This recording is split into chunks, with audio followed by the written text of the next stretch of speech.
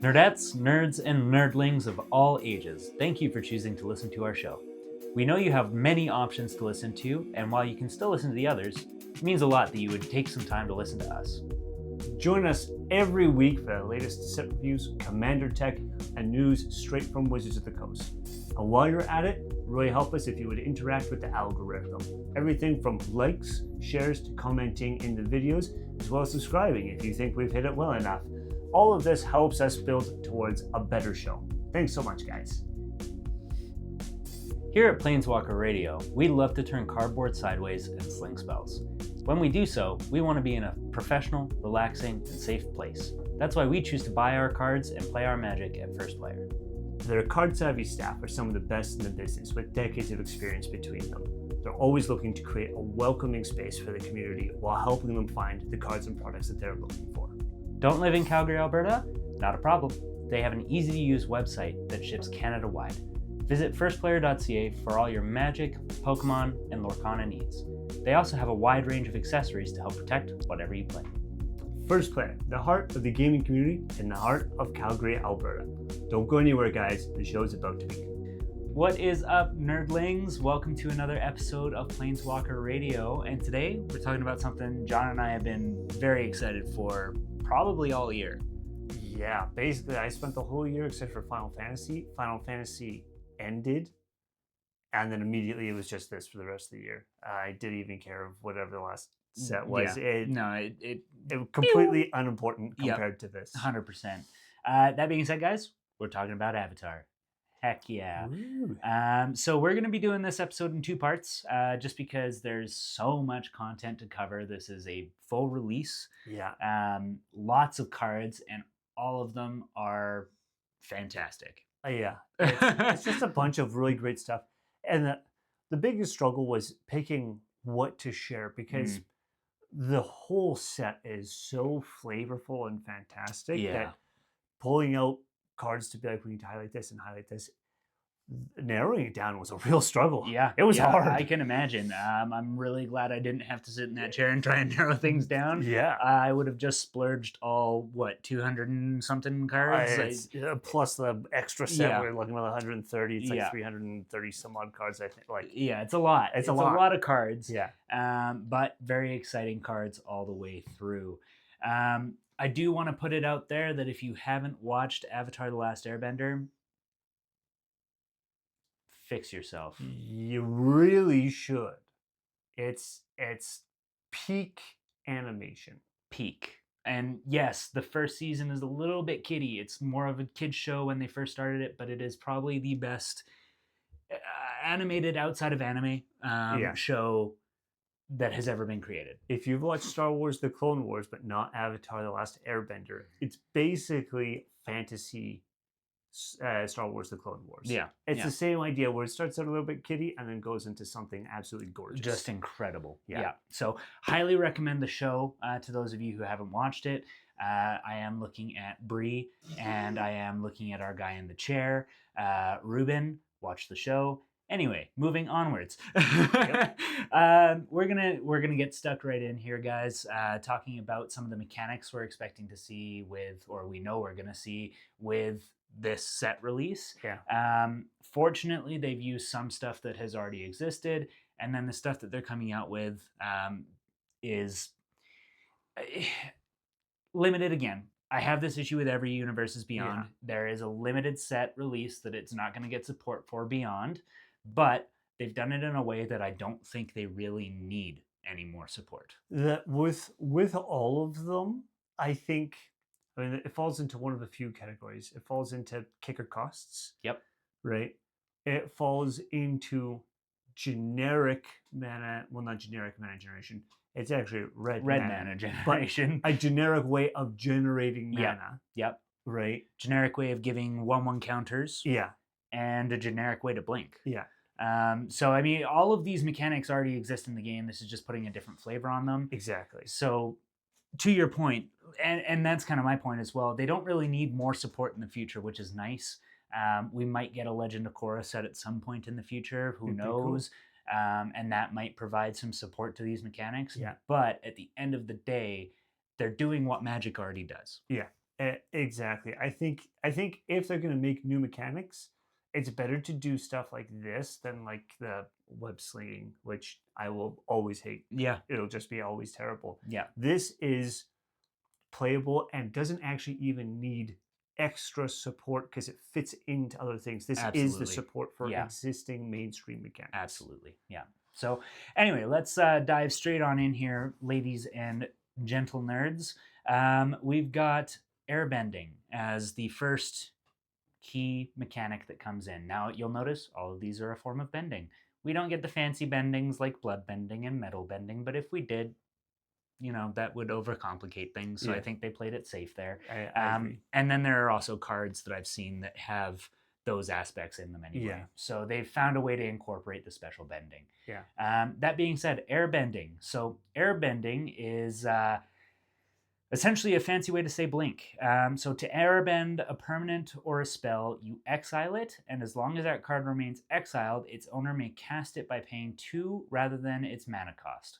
This doesn't change when that card can be cast. So very importantly, you can't cast a creature from exile when it's your opponent's turn. It has to fit the mesh. Yeah. Yeah. A couple other important things and maybe key differences from Blink. One, it is a cast trigger, Yes.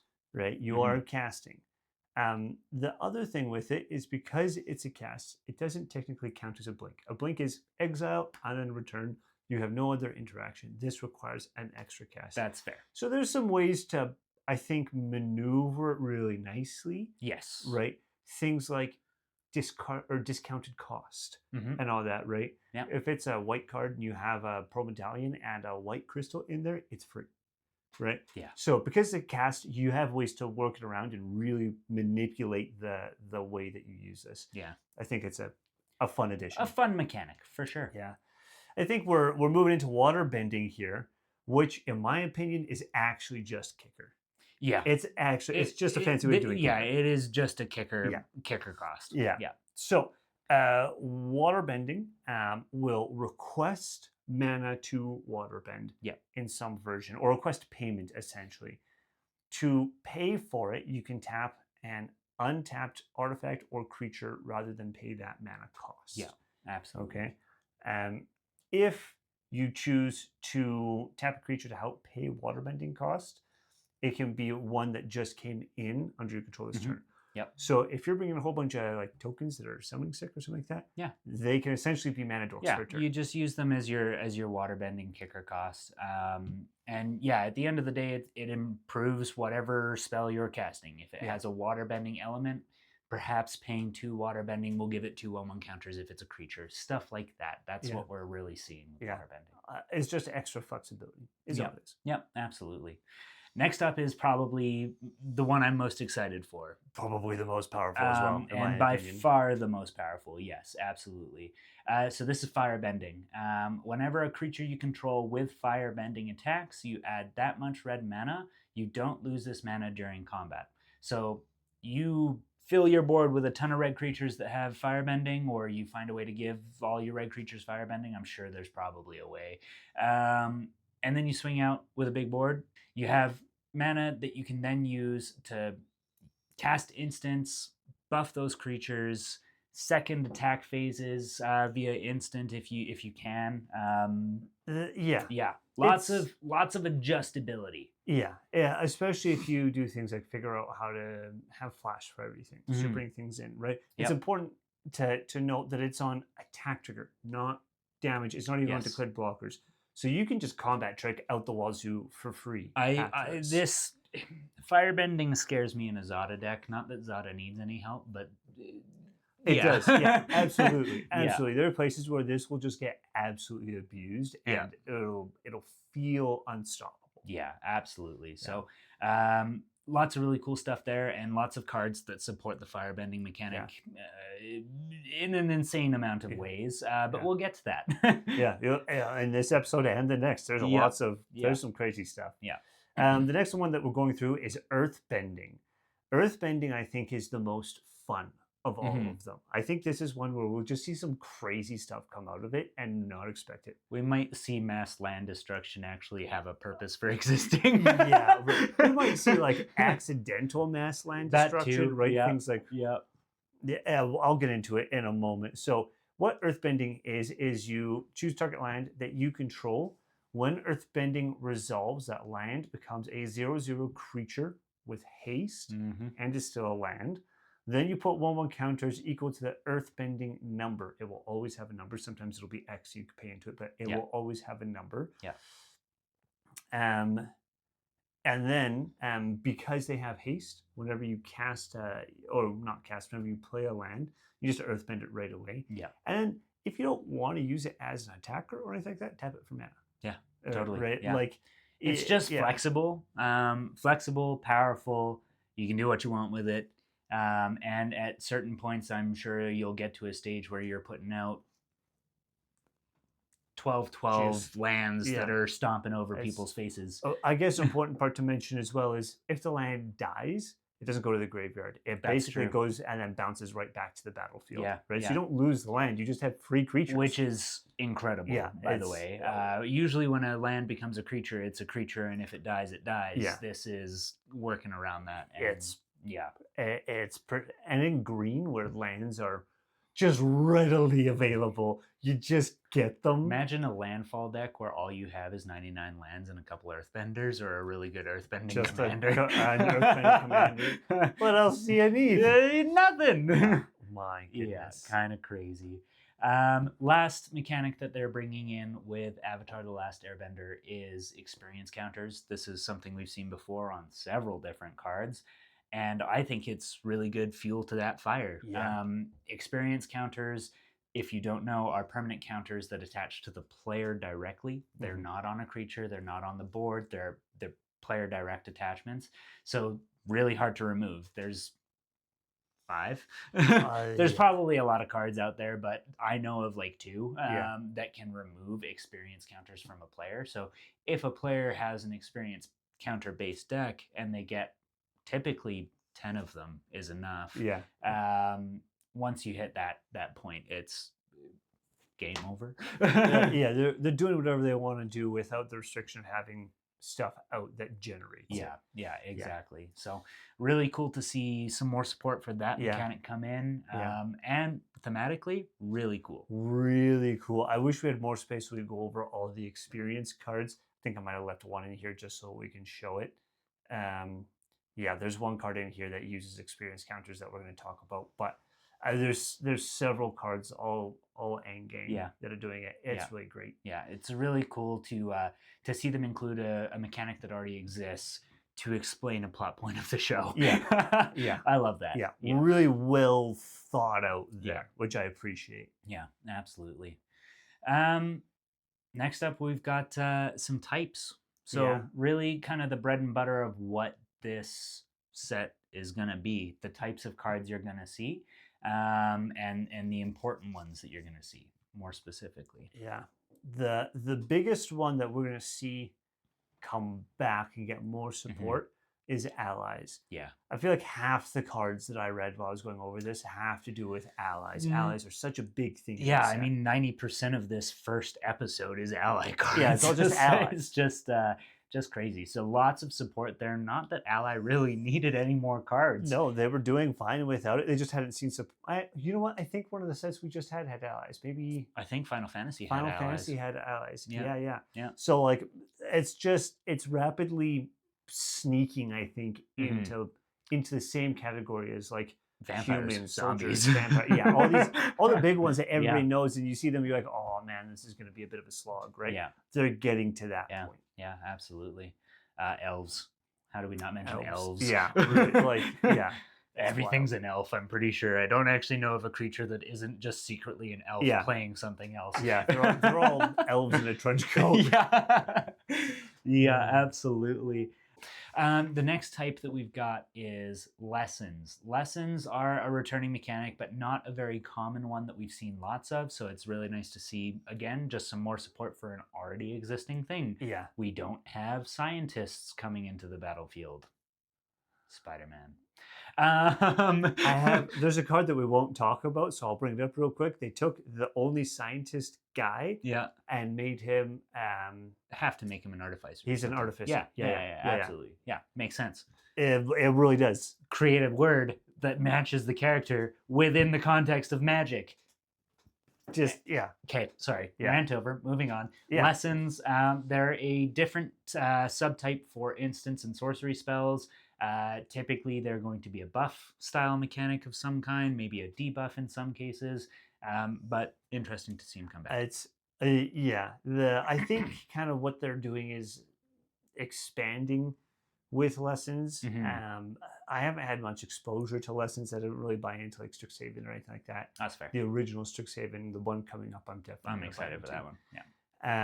But it'll be really nice to see that, and because we have another Strixhaven set coming up, we're going to see further support into lessons. So I think it's a subtype for non-permanence to really keep your eye on, especially keep some things in mind from this set for when Strixhaven comes out, because there'll be some uncanny overlap combinations. And good combos. Yeah, for sure. Yeah. The last one that we'll go over here that's getting support that's kind of interesting is shrines. Yeah, really cool to see actually. Shrines are the most exclusive club, I think, in Magic. Shrines, there's like 6 of them. there's not a ton, and they only care about themselves. Yeah, right. Yeah. Shrines very rarely interact with things that are not other shrines. Yeah, and that's not untrue with this set either. I looked over all of the shrine cards that are coming out, and all of them are, if you have shrines, do this with your shrines. Yeah. Nothing else. Yeah. But it got me thinking, and I was looking at some of them, and I'm like, Maskwood Nexus. Yeah. Just make everything a shrine. Everything's a shrine. Everything's a shrine. Everything's a shrine. Yeah. And one of them specifically, I don't know if we talk about them in the second episode yet, but one of them specifically is add 1/1 counters to each creature for the number of shrines you control. I'm like, I'm putting that in Voja. And then whenever you put another shrine in, it adds another 1/1 counter. Yeah, just incredible. Yeah. So it's niche, very niche keyword, but fun to see, and again, thematically fits so well with the Avatar universe. So good. Yeah, absolutely. Yeah. Cool. Let's move on to some of our main play cards. Yeah. And of course, we're going to start at the start. Yeah. We're going to start with the gang, the Aang gang. Starting with the Avatar himself, Mr. Aang. Though I don't know if you can call him Mr. Aang yet, because he's a wee child at this point in time. But 11 years old, or 10, or however old he is. Still going to call him Mr. Aang because he holds that much gravitas. So Aang is a 4-mana commander card. By far, that's what he was meant for. That's what he does. Now, he does classify himself as a full Wooburg commander because of his flip side, but his cast cost is 4 CMC, red, green, white, blue. Fire, earth, air, water. Magical. Weird. Holy, how did they manage that? Crazy. He is also a 4/4, so nice power on the initial cast, especially for a 4-mana color commander. Yeah. At the end of the day, it's tricky to play a 4-color deck because of the mana requirements, but I like to see it. It's thematically great. Yeah. Legendary creature, human avatar ally. Ding 1 for ally. Yeah. He has flying and firebending too. I thought it was kind of funny that they put firebending on the last airbender, but that's okay. Yeah. He technically can do it, so yeah, it's fine. Yeah. Whenever you waterbend, earthbend, firebend, or airbend, so it's all the bendings, you draw a card, and then if you've done all 4, you flip him. Okay, so that's his flip mechanic. You got to do every kind of bending to get the flip. He flips into Aang, Master of Elements, who is a 6/6, so he does get a bit of a power bump, which is nice. Yeah.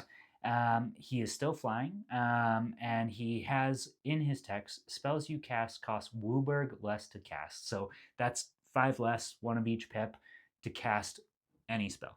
Yeah. That by itself is incredible. Then it says, at the beginning of each upkeep, you may transform Aang, Master of Elements. If you do, gain 4 life, draw 4 cards, put 4 1/1 counters on him, and he deals 4 damage to each opponent. I think they've done that perfectly. Because not only do you get cost reduction and a big creature that makes him a scary threat on the board for a commander, if you flip him back, you can flip him back and forward as many times as you need. He gets stronger every time you flip him, which is fantastic. But I really like that they've done something from each color with the text when you flip him back. So you've got your gain life, white. You've got your draw 4 cards, blue. You've got your 4 1/1 counters, green. You've got your 4 damage, black and red. Yeah. It does all of it. Yeah. I guess I should say you've got your 4 damage, red, to all players, black. Right? So it's just incredible the thought they've put into that for a flip mechanic. I love it. They have leaned more towards the Magic side, but I kind of like that because they're hitting the key points on it, but now it feels like a good hybrid between what Magic is and what Avatar is. Universes Beyond literally perfected in this card. And they did it. This is what the goal should be. Yeah, for every single UB. Yeah, absolutely. Okay, moving on to Katara, Water Tribe's Hope. I should quickly kind of slide in here. Everybody from the Aang gang has at least 3 cards. Yeah, multiple. At least. Yeah. And I had to pick one from each one of them. Otherwise, we'd be here for a billion years going over all the cards. Yeah. So I understand episode 1 would just be the gang. That's dude, I keep thinking of that. But yeah, it would just be that. And so I had to cut it down. So I get there's more than just these. I just picked one out of each name. Yeah, absolutely. So Katara, Water Tribe's Hope.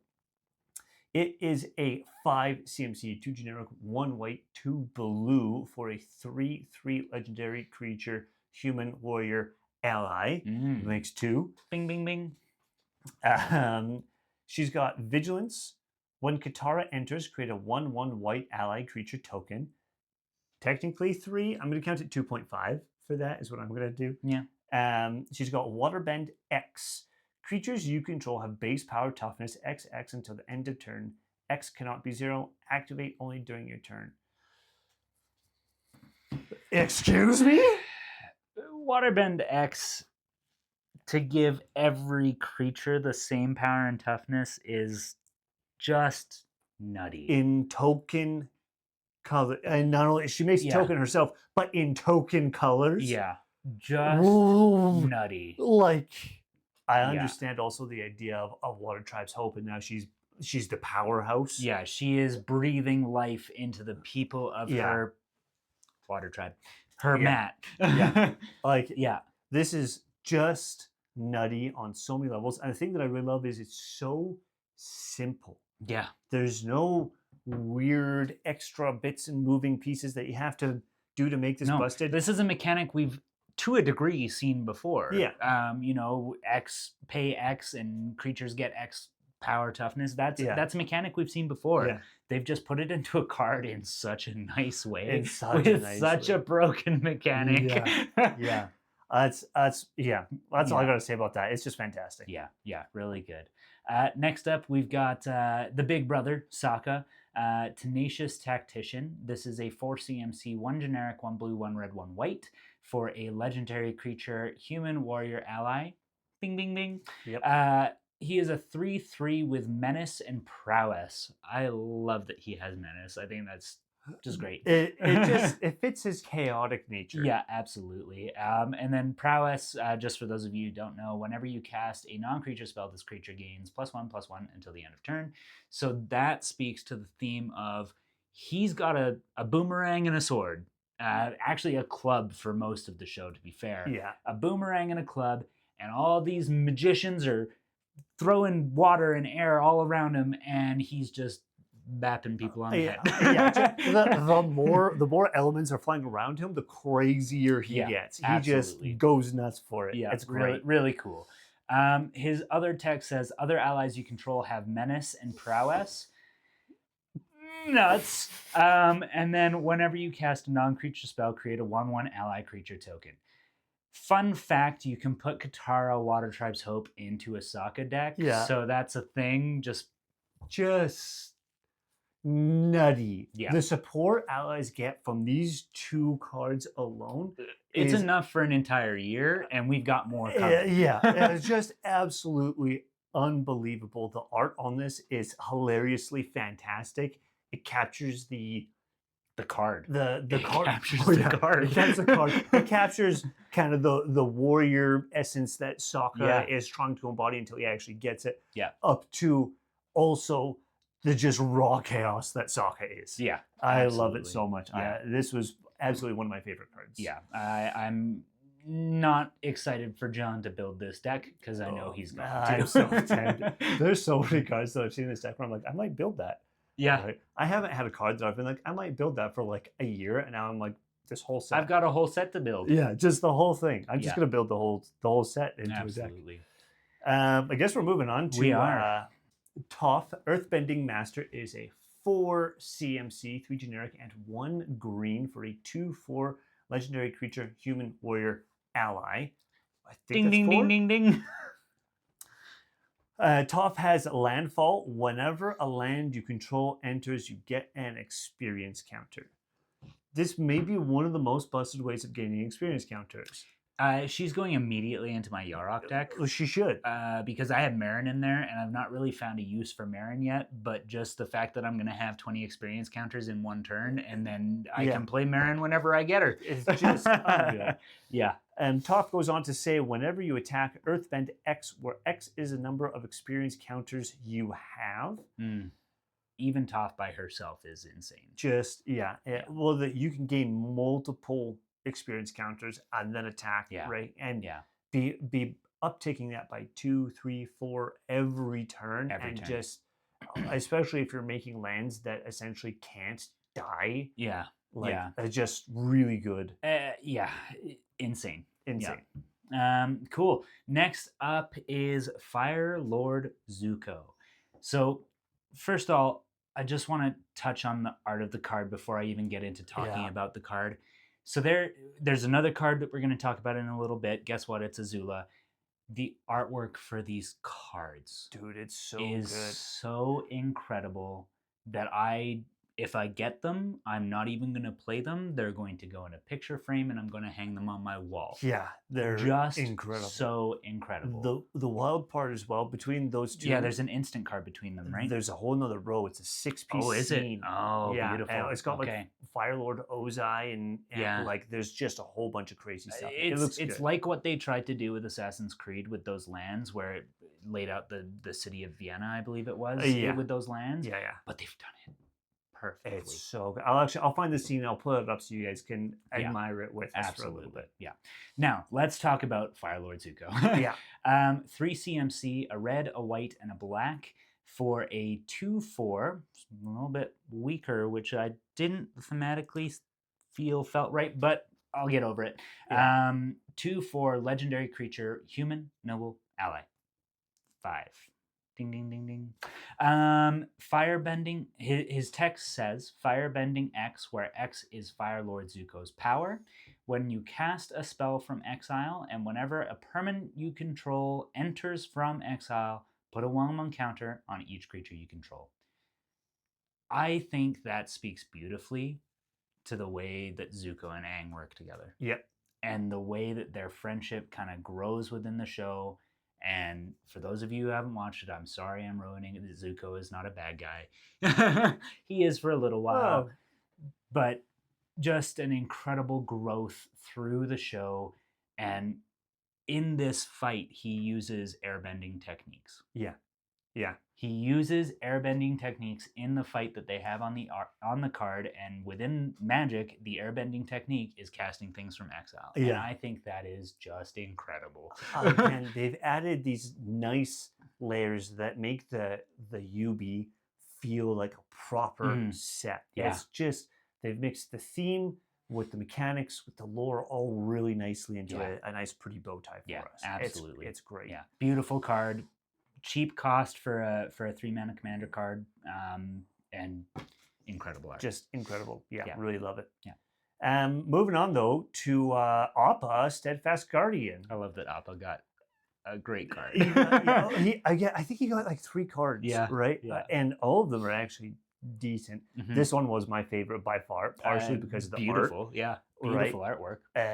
But it's a fun card. So it's 4 CMC, 2 generic, and 2 white for a 3/4 legendary creature, Bison Ally. 6. I'm gonna keep counting these. Yeah, me too. I'm probably gonna put a little counter in the corner Ding, as ding, well ding. for it. Yeah. But the first thing that catches me off guard is it's a Bison Ally. I don't think we've seen many non-humanoid allies. To be fair, I don't think we've seen many bison. Yeah, that's true. This might be like the scientist of this one, but I'm not even mad about it. Not at all. Yeah. Appa has Flash, which is I guess he does come in at the last second pretty often. it's kind of his thing. Yeah. It's not something you would expect, but kind of his thing. Yeah. Yeah. He also has flying. Makes total sense. He's literally a flying bison. Yeah. He also says when Appa enters, airbend any number of other target non-land permanents you control. Whenever you cast a spell from exile, create a 1/1 white ally creature token.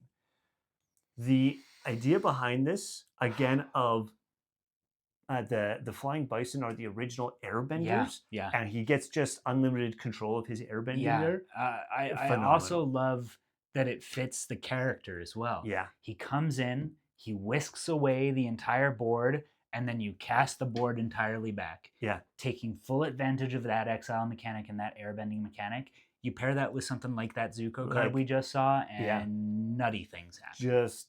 It's crazy. Yeah. I think he's going to be a really strong player in at least Blink decks, but in all sorts of decks, I think. Yeah, absolutely. Last up for the Aang Gang, my favorite character in the whole show by a mile. I have his deck box already because I knew this was coming and I wanted to have something to put him in. Momo, the Playful Pet. Now, to be fair, Momo by himself has several cards, and he is not as good as some of the other ones that we've spoken about. He still has his merits, and I still love him. Yeah, exactly. So Momo, Playful Pet is a single CMC, just a white pip to get him into the field for a 1/1 legendary creature, Lemur Bat ally. We're up to 7 now, people. Flying Vigilance. When Momo leaves the battlefield, choose 1.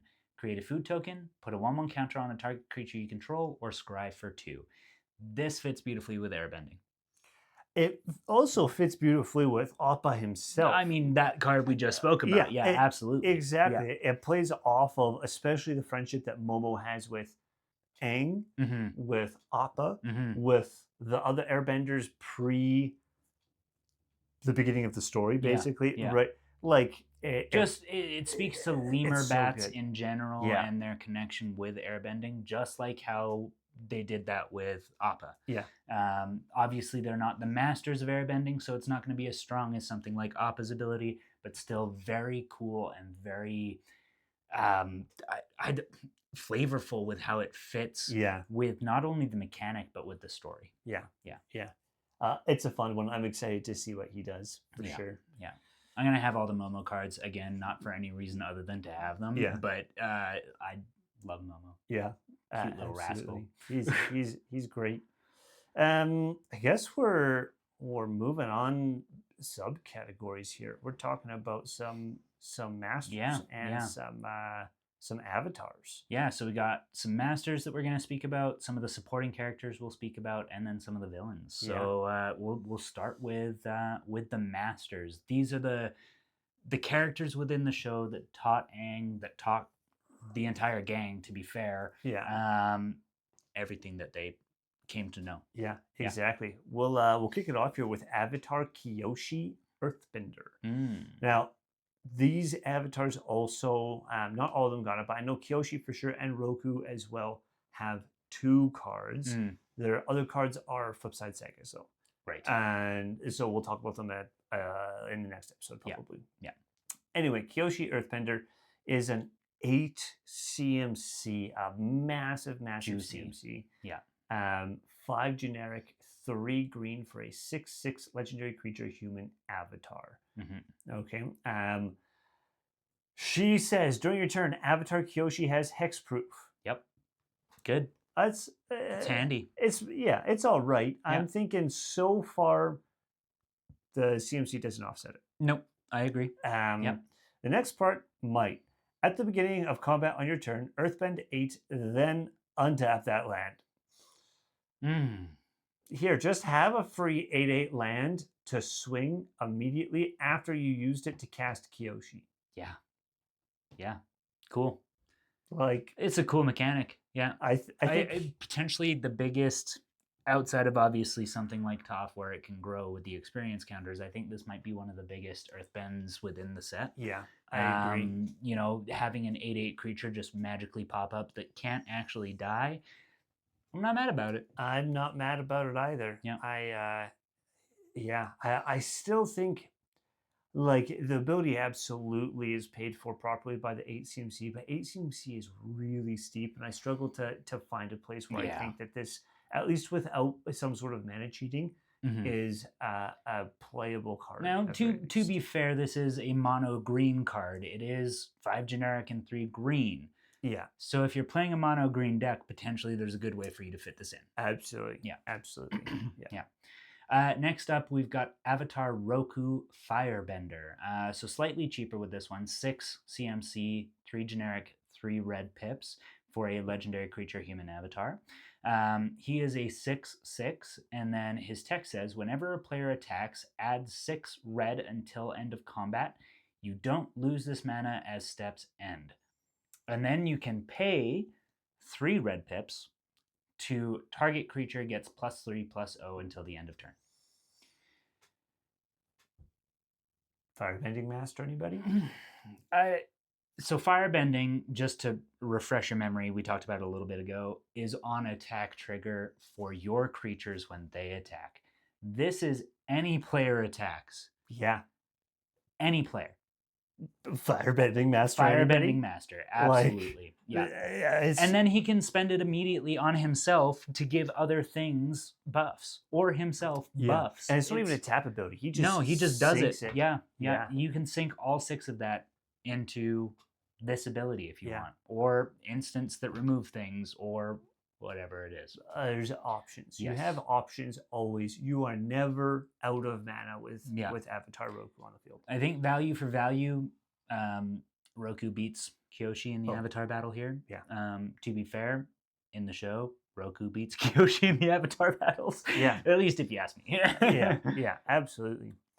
Moving along though to my favorite master of the entire series. That's fair. Master Piandao. This is a 5 CMC, 4 generic, 1 white for 4/4 legendary creature human warrior ally. 8.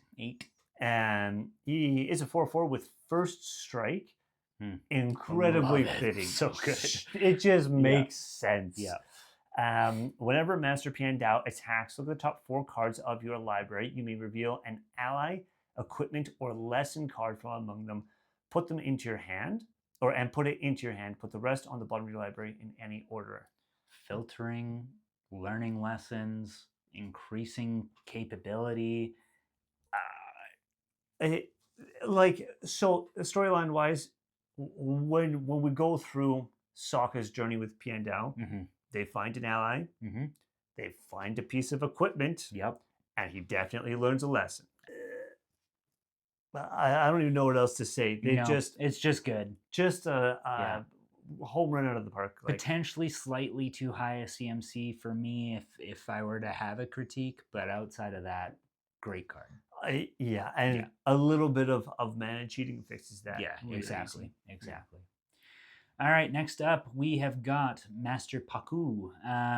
Master Paku is a 2 CMC, 1 generic, 1 blue for a 1/3 legendary creature, human advisor, ally. That's number 9? I think it's 10? 9, I 10? don't know. I don't There'll know. be a counter here. That's, Yeah, it'll count. Yeah, or here or We're somewhere. up to something large. There's many allies. Yes. Master Paku has prowess. So we've seen that mechanic already within this set.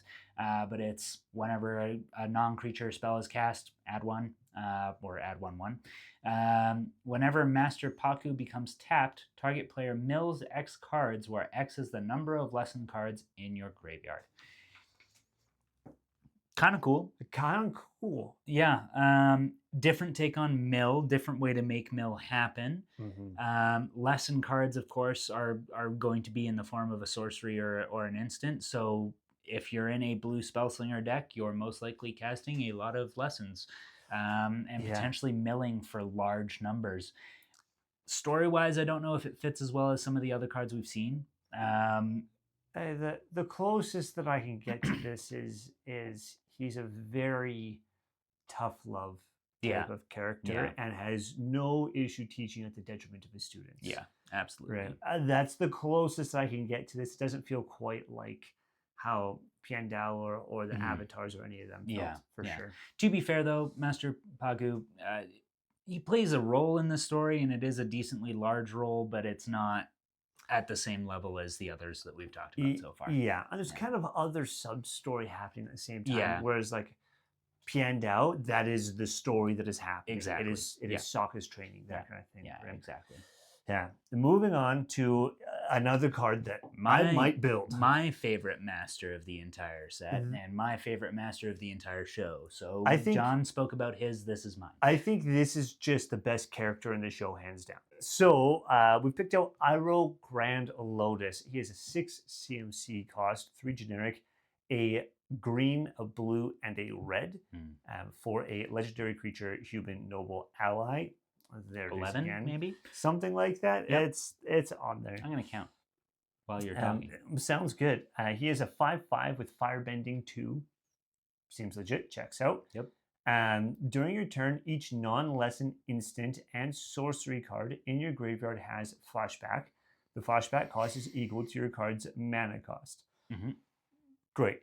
You're a Spellslinger deck. Every non-lesson instant sorcery, you just cast. Again, after you cast it, it goes into exile. Yeah.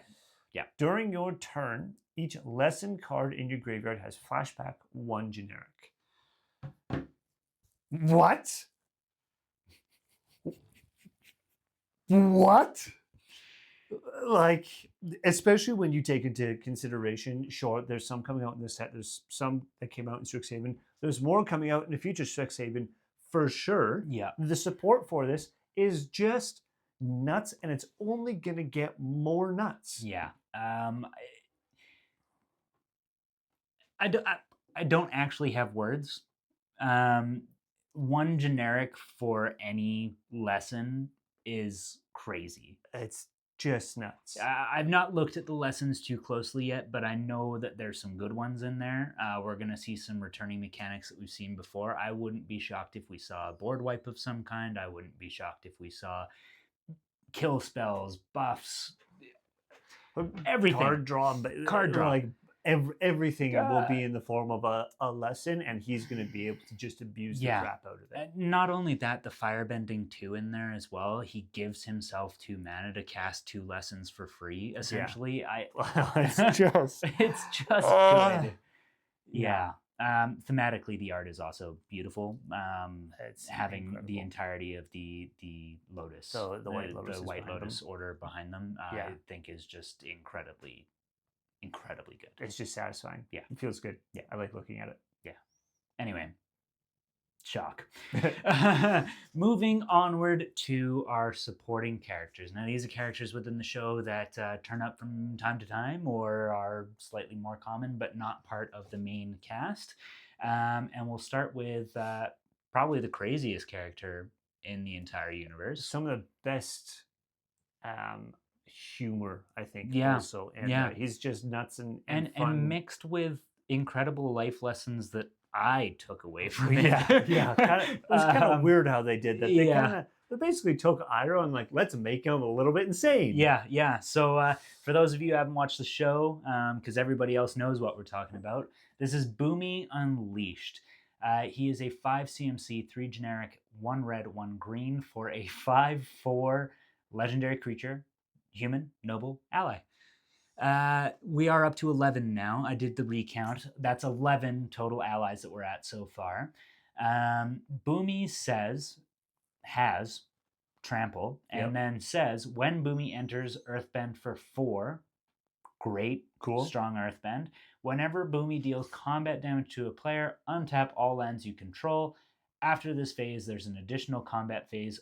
Only land creatures can attack during that combat phase. just build a Earthbend landfall deck in Ah. red green and Yeah, go nuts. go nuts. Extra combat steps and just have at her. Extra combat steps on a creature is potentially the most ridiculous thing I've ever seen. It feels a lot like Moray, because he's a creature that does kind of the same thing, except Okay. he's mono red. He's Yeah. not red green. Yeah. And like it's just nuts. And they've given him trample. They've given him trample. A high toughness or a high power and trample. I love it. I love it. The best part is it does feel like Boomy Unleashed. This feels Absolutely. like when Boomy decides he's going to go all out. Yeah. He wipes out an entire city of firebending soldiers in like 10 minutes by himself. I know, and he laughs the whole time. Yeah, too. It's just great. It's great. Yeah, I love it. Moving on from that highlight to Suki Kiyoshi Captain. There's again a few Suki cards. This one I liked the most, but all of them are really, really fun. Fair enough. I strongly recommend looking at all the Sukis. Yeah.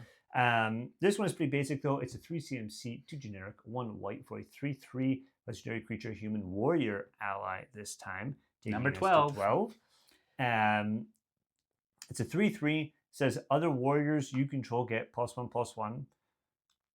Warriors didn't really Lord effect. need that much support, but they are smaller than some of the other mono white. Yeah, type subtypes. I think soldiers You see probably soldiers have more more, support, yeah. especially for a Lord effect. So it's nice to see warriors get some love in the same ilk. Yeah. And then she has a 3 generic, 1 white ability. Attacking warriors you control get double strike till end of turn. Great. If you have at least 2 creatures, worth it. Yeah. Worth it. Absolutely. Just especially considering Suki herself counts as 1. Yeah. And you're going to be giving her double strike, so that's 6 damage off of a 3-mana card. Yes, you need to pay the activation cost, but just good. And once again, warriors, soldiers, white in general makes tokens like crazy. Just like nuts. Good potential. Yeah. Good potential. Yeah. And it's not like warriors are scarce. No. Either, right? They've printed a bunch of them in this Cat set. warriors are existing. Yeah. Significantly large. Yeah. It's everywhere. Yeah, absolutely. Next up, we've got Yue. It's funny that you put both of Sokka's girlfriends back to back. Yue, the Moon Spirit. Legendary creature, spirit ally. 12. 3/3. 13. Yep. 13. 3/3 with flying and vigilance and waterbend 5. When you pay the waterbend cost, you may tap and then you may cast a non-creature spell from your hand without paying its mana. So it's kind of cool. Use clue tokens to pay the waterbend and or food tokens, which are abundant. Food.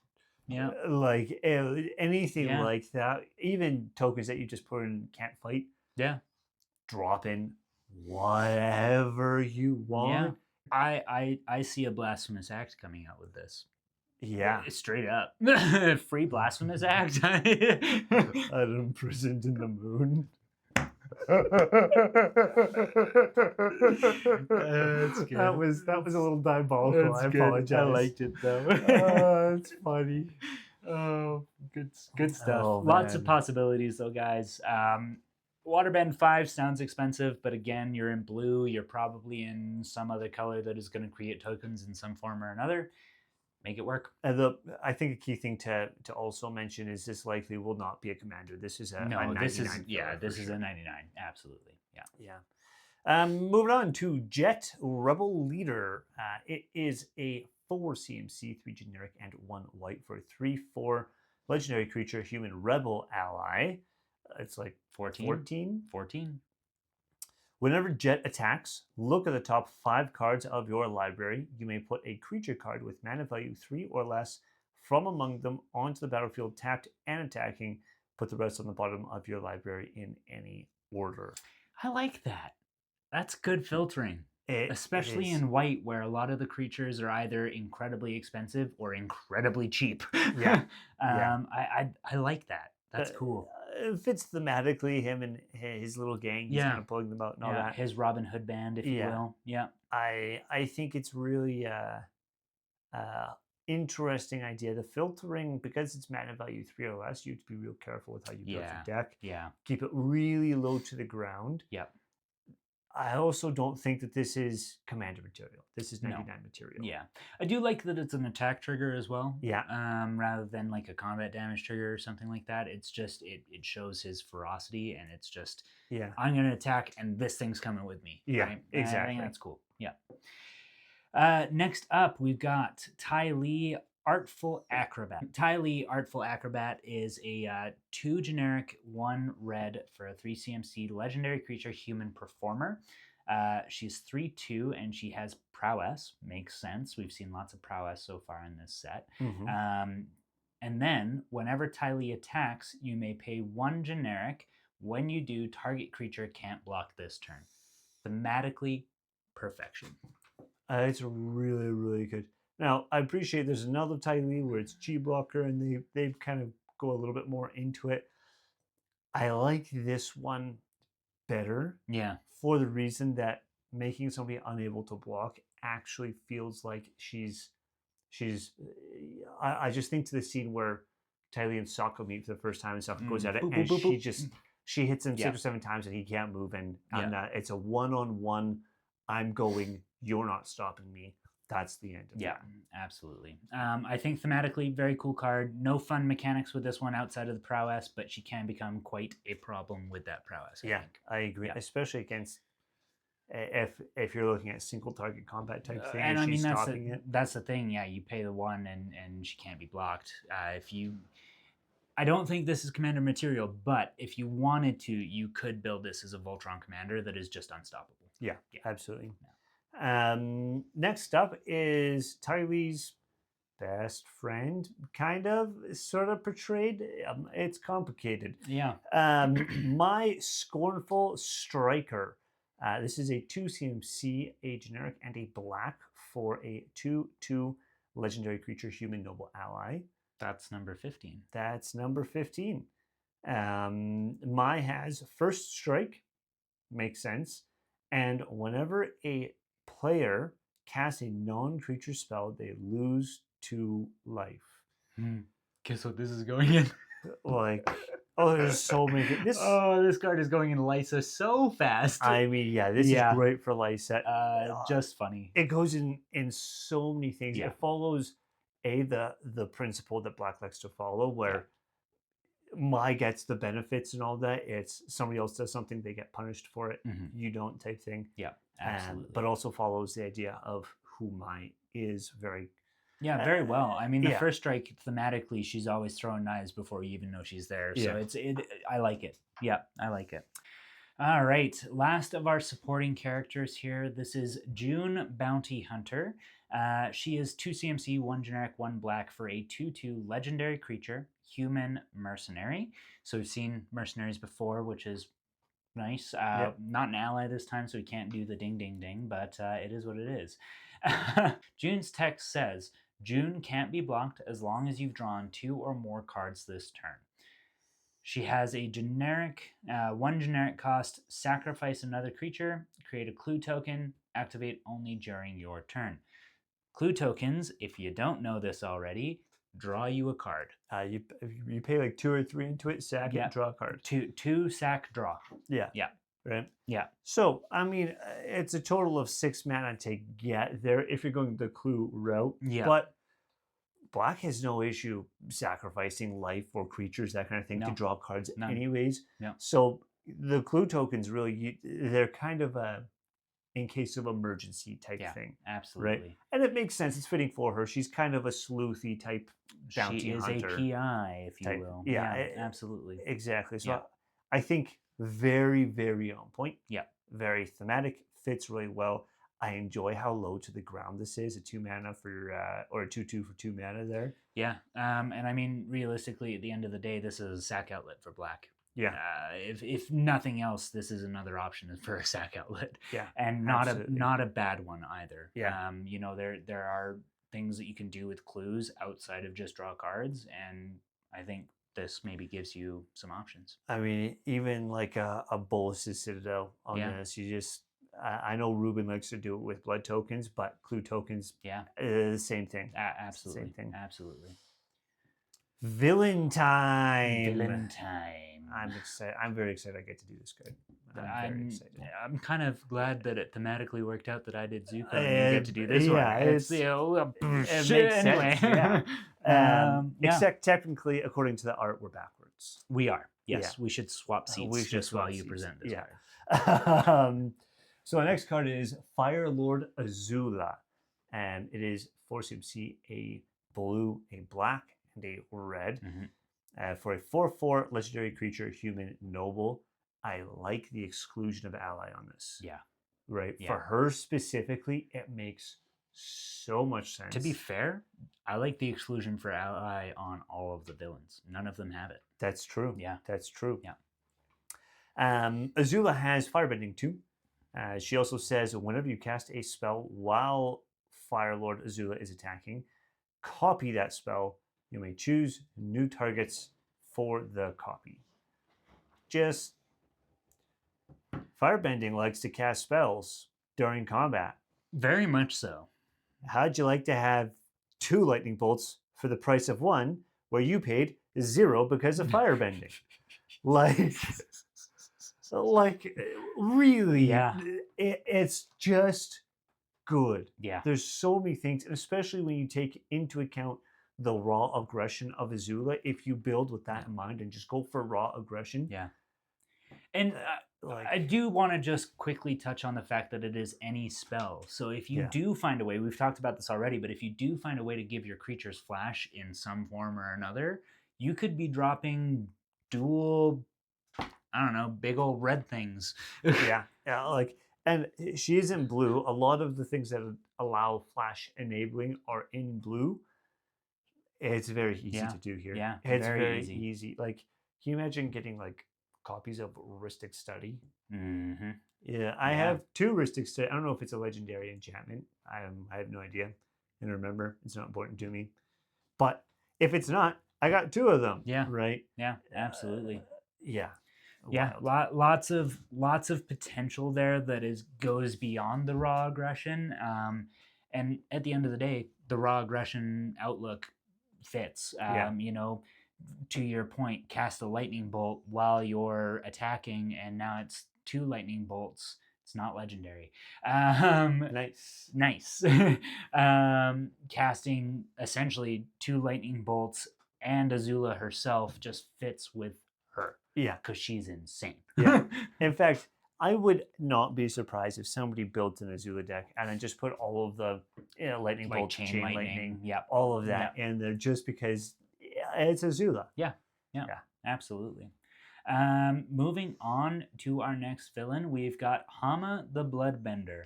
Hama was the creepiest villain for me when I watched the show the first time. She freaked me out. Yeah. Freaked me out. You're a really good horror type. Yeah, absolutely. Yeah. Hama the Bloodbender is 5 CMC, 2 generic, and then 3 either blue or black pips. So you can pay it either way, which is the hybrid ones. Yeah, really cool. For a 3/3 legendary creature, human warlock. Warlock really fits so well. Once again, you be taking from something that already exists and applying it properly. Well done in this set. Yeah. Hama has a lot of text, so bear with me on this one. But Hama says, when Hama enters, target opponent mills 3 cards, exile up to 1 non-creature card from that player's graveyard. For as long as you control Hama, you may cast the exiled card during your turn, by waterbending X rather than paying its mana cost, where X is its mana value. All of that to basically say, target opponent, mills 3 cards. You steal a non-creature spell out of that opponent's graveyard, and then you can cast it by tapping the tokens you have on the board. That is basically what Hama says. Cool. Very cool. Now, this one was a hard one to choose because there's another Hama. I believe it's an enchantment. Oh, okay. And it's very bloodbendy. You get to like control your opponent and all that. We'll talk about it. I've already put it aside into the next episode. So we'll talk about it then. But as a creature, I think this feels almost right, but not quite. The idea of like I would have liked to see something more like Odric the Tactician, where you control blocking and that kind of thing, or combat. Honestly, the big thing that misses for me is the fact that it is one non-creature. I think it should be one specifically creature. Yeah. Because that way, if your opponent has no creatures in the graveyard, you get no value out of this, which that's fine. But her whole thing is bloodbending, which is controlling and manipulating the blood within another person, making them do things. I think it should say one creature specifically. Yeah. That's the miss. Yeah. Yeah. Yeah. I think as a villain, fantastic. The art on this is great. Mm-hmm. They didn't quite get there on this. That's fine by me. Can't bat 100 every time. Yeah, exactly, or right? 1,000 or whatever good batting averages are. I don't play baseball, so I don't know. I play Magic. I play Magic, yeah. Moving on to Ozai the Phoenix King. This is one of the scene cards from Azula, and he's like up in the top. Oh, okay, very cool. Before we get started, I'm very excited for this card. I might build this card. You may continue. This is the third one that I've been through. I'm like, I might build this, and we're like 2/3 the way through. I don't know. Yeah. Ozai the Phoenix King is a 6 CMC, 2 generic, 2 black, and 2 red for a 7/7. Feels good. 6 CMC for a 7/7 without even talking about his keywords, which are nuts. Legendary creature, human noble. Feels good. Yeah. Keywords. Let's just start with keywords.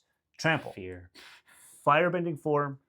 Haste. Firebending form. Firebending form. If you would lose unspent mana, that mana becomes red instead. Cool. It just sticks around. Yep. So congratulations, that Firebending 4. You can use it in the next step if you want to. Just whenever you want. Just whenever you want. Kind of removes the issue of having to get Flash into the deck. Yeah.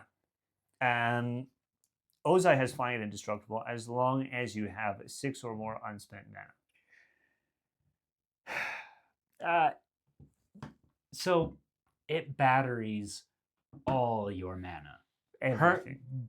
Batteries it from every phase. So yeah, I mean, just incredible because you basically remove that need for a flash piece within this deck. Firebending now becomes something that you can stack. Yeah. If you lose the mana in the attack phase, it's just red mana as you move to your second main.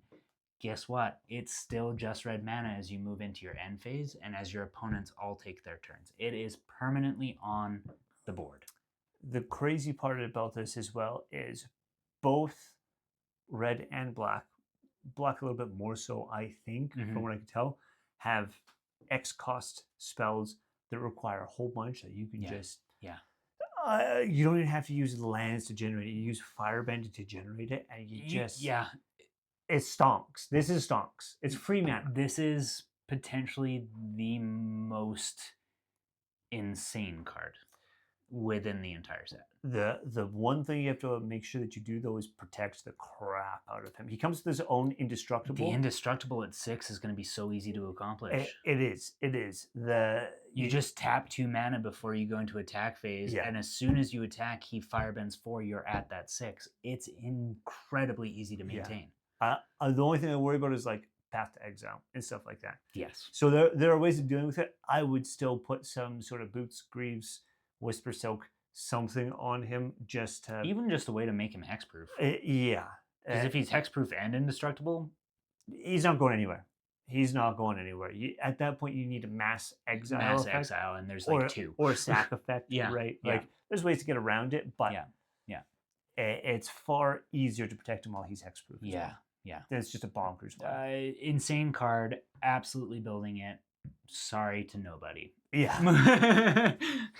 Moving on to our last villain of the set, we've got Zhao the Moon Slayer. I like this card. I hate this villain. He drove me nuts. But this card fits so thematically well. He was an excellent villain. You actually are yeah. like, I want to punch you in the face so badly, and he just kept going. He was such a good villain. The Unspeakable Movie Edition did a good job of making me want to punch him in the face. Anyway, Zhao the Moonslayer is 2 CMC, 1 generic, and 1 red for a legendary creature human soldier. Fits perfectly. He is just a soldier within the army at the end of the day. He has Menace and Blood Moon is what he has. Non-basic lands enter tapped, and then you can pay 7 within a firebending deck. You can pay 7 to put a Conqueror counter on Zhao. Now this is a specific counter for only 1 card, not seen it anywhere else. But as long as Zhao has a Conqueror counter on him, non-basic lands are mountains. Just thematically, it just hits. It's so good. It's all there. It's perfect. Now, mechanically, even in a firebending, 7 is steep. It is. Right? Yeah. You're looking at 9 mana there total for a Blood Moon, which is 1 or 2 mana. Right? Yeah. Like, yeah. It's steep, but it's also a probably cheap version of Blood Moon. This is, the 50-cent version of it, absolutely. Which I think is really great to have access to. And when you add the theme layering on top, I'm very happy with this card. I really love the theming of what is essentially the Blood Moon, because Blood Moon comes when he becomes the Conqueror, the Moon Slayer, if you will. And then firebending gets stronger when the moon dies in the show. Firebending got stronger instantly. Yep. And this is turning everything into fire. Yeah, it's just so good. It's just feeding it. I love it. I love it so much. It's really good. I'm excited I get to do this one. Me too. I hope you actually do it. Yeah. So there's only one way to introduce this next card that we're going to do. But before we introduce the card, these are just fan favorite cards. Oh yeah, these just they aren't particularly strong. They're not incredible or anything like that, unless they are strong, but not. They're strong. Yeah. Exactly. You'll understand in a moment. Get it. You'll get it. Also, I'm going to noise warning everybody here to introduce this guy, because you kind of need to. My introduction is my cabbages. It was perfect. I'm very happy I got to do that. That tickled something on the inside of my brain there. So the cabbage merchant here is who we're going after. Now, the cabbage guy himself, he got 2 cards in set and 5 secret layer cards. It would be an understatement to say that this guy is a fan favorite. He is probably the outside of the Aang Gang, he's probably the best known character in cartoon history. he might be more well known. There are people that don't know anything about Avatar, but they know the Cabbage Man. Fair. Right? Yeah. So the Cabbage Merchant is a 3 CMC, 2 generic, 1 green for a 2/2 legendary creature human citizen. He says, whenever an opponent casts a non-creature spell, create a food token. He's collecting his cabbages. Whenever a creature deals combat damage to you, sacrifice a food token. The cabbage cart has gone. Tap 2 untapped foods you control, add 1 mana of any color. Just to make him useful, so he's not just a completely useless card. He's got an actual purpose, but just incredibly funny. Just a good card. The combat damage for sacrificing food. It's just good. And to be fair, that could even play into some decks. There's a potential that you want to be losing artifacts off your board, or having tokens leave your board, and this might just fill that role. But it's just funny. It's just funny. I love it the whole time. Absolutely. Next up, we have Avatar Enthusiasts. I am not going to do the enthusiast because I can't. But it is 3 CMC for 2 generic and a white for a 2/2 creature, human, peasant, ally. I think that becomes number 16 and the last of our allies for this episode. Whenever another ally you control enters, put a 1/1 counter on this creature. So let's just say you have an Avatar Aang deck and you use all 16 allies that we've talked about. This has the potential to be a 17/17 gang of fans. And I think that's incredible because it grows as more of the Aang gang pops into the field. I just like it. I think it's not a great card by any means. It's a single point that is going to become stronger as you play the game. Not incredible, but thematically so good because as the Aang gang grows popularity, they grow more fans and enthusiasts. The more you see it throughout the series, it's not as obvious as the My Cabbage guy because he basically foams and passes out instead of lamenting his cabbages for ages. But it's really hilarious. It's super fun. I actually think this might be a bit of in an ally travel deck. It might be a bit of a sleeper card. Yeah, absolutely. Right? This one actually does have a place in some decks. I do believe that. Cabbage guy, kind of just funny. This might have some play. Yeah. But cool card nonetheless. Yeah. Moving into our last one here, it's the Boulder, Ready to Rumble. Ready to Rumble. The Boulder is a 4 CMC, 3 generic, and 1 green for a 4/4 legendary creature, human warrior performer. Performer might also be a scientist. It might be. Yeah. Because we've seen 2 now. Yeah. But also he's got human and warrior, which are both extremely dominant. Performer is just flavorful. I don't mind that. Yeah, absolutely. The Boulder says... The Boulder! Whenever the Boulder attacks, Earthbend X, where X is the number of creatures you control with power 4 or greater. And this feels kind of like a Garruk effect, right? Garruk has a lot of effects where he cares about power 4 greater, power 3 greater, that kind of thing. That's good. It is good. It's not mind-bendingly good. This isn't going to win you a game at all. But it's consistent earthbending that gets better as you go. Especially once you cross that threshold of putting 4 counters on there. So it means you're constantly going to be earthbending. All your lands are going to be 6. Absolutely. It's a good, consistent, steady-paced earthbending to supplement or maybe even begin the support for an earthbending deck. Totally. Absolutely. All right, boys and girls, that brings us to the end of our first episode. Don't worry, we have more cards coming. We talked about all of the creatures today. Next episode is going to be more about some of the support pieces. The enchantments, sorceries, instants, lessons, shrines, things that we've kind of touched on already. Lands even? Yeah, lands even. Yeah, absolutely. But thank you for joining us on this journey through our Avatar characters. Yeah, that was a ton of fun. I'm excited to do next week. But what the guys just remember to make the deck all about you, the game all about the gathering. We'll see you next time. Thanks so much.